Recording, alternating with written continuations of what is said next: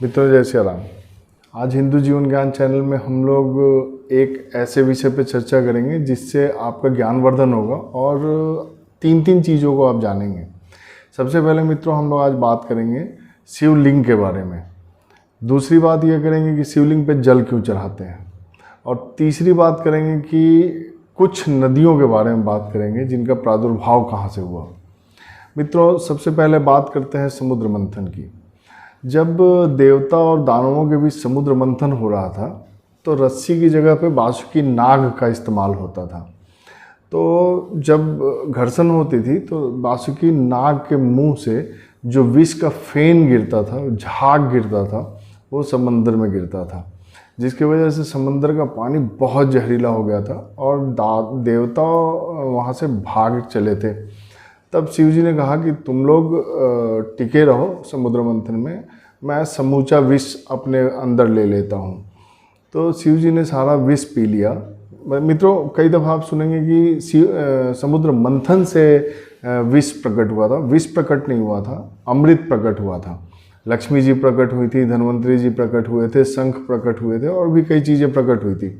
लेकिन विष जो शंकर भगवान ने पिया था, विष का जो पान किया था, वो समंदर के पानी का किया था जिसमें विष घुल गया था।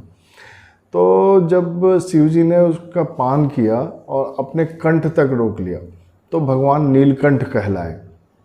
दूसरी बात, जब समंदर के पानी से सारा विष निकल गया तो देवता फिर से मंथन करने लगे, लेकिन ब्रह्मा जी ने देखा कि शिव जी के पूरे शरीर से अग्नि निकल रही है।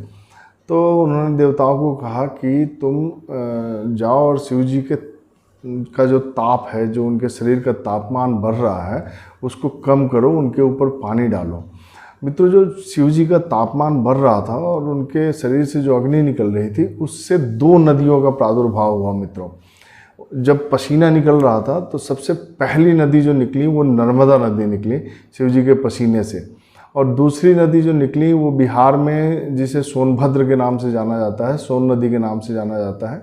ये दोनों नदियाँ शिव जी के पसीने से निकली और देवताओं ने जो जल चढ़ाना शुरू किया, उस पसीने में जल मिलने से नर्मदा में पानी का स्तर बढ़ा और सोन नदी में पानी का स्तर बढ़ा। तो ये तो मित्रों कथा थी दो नदियों के प्रादुर्भाव की। और शिव जी नीलकंठ क्यों कहलाए और शिव जी पे जल क्यों चढ़ाते हैं। शिव जी पे जल इसीलिए चढ़ाते हैं कि उनका ताप जो है शांत होता है। तो जब देवताओं ने जल चढ़ाया उन पे, तो भगवान ने उनके साथ एक धार्मिक एग्रीमेंट किया, जिसमें भगवान ने कहा कि जो मेरे ऊपर जल चढ़ा के मुझे शांत करेगा, मैं उसके जीवन के सारे विष, सारे हलाहल, सारे परेशानियों को पी जाऊंगा, खुद में ग्रहण कर लूँगा। तो ये है मित्रों शिव जी को जल चढ़ाने का फ़ायदा।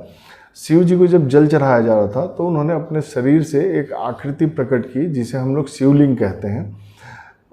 मित्रों शिवलिंग का मतलब वो नहीं होता कि मतलब शिव जी का वो लिंग है या बाकी देवताओं के लिंग नहीं होते हैं, ऐसा भी नहीं है।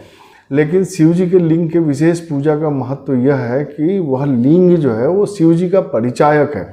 कभी आपने महादेव लिंग सुना है, कभी आपने शंकर लिंग सुना है, कभी आपने कैलाशपति लिंग सुना है, शिवलिंग ही सुनते हैं, क्योंकि शिव जी शिव के वेश में ही उन्होंने नीलकंठ, खुद को नीलकंठ बनाया था और विष को धारण किया था। तो शिवलिंग को हम लोग एक प्रतीक के रूप में मानते हैं, शिव जी के प्रतीक के रूप में, क्योंकि आपने पढ़ा भी होगा हिंदी व्याकरण में कि पुल्लिंग, स्त्रीलिंग, नपुंसक लिंग। लेकिन मित्रों पुल्लिंग ही एक वास्तविक शब्द है, स्त्रीलिंग और नपुंसक लिंग कोई लिंग नहीं होता।